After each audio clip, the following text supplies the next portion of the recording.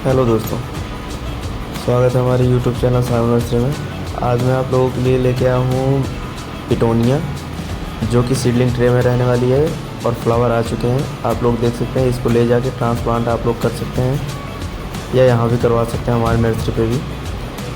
तो गमले भी मिल जाएंगे, खाद मिट्टी भी मिल जाएगी, आप लोग यहाँ भी करवा सकते हैं, अपने घर पर भी करवा सकते हैं। ठीक है, बाकी सीडलिंग ट्रे है, आप लोग ले जाके इसको लगाइए। सीजनल आ चुका है प्लांट सारे, तो एक एक मैं वीडियो डाल दूंगा, आप लोग देख सकते हैं। बाकी चैनल पर नए हैं तो सब्सक्राइब करें, लाइक करें, शेयर करें, ताकि मैं ऐसे वीडियो आप लोगों के लिए लेके आता रहूँ। और पौधा बहुत ही बेहतरीन आया हुआ है और होल सेल रेट लगेगा।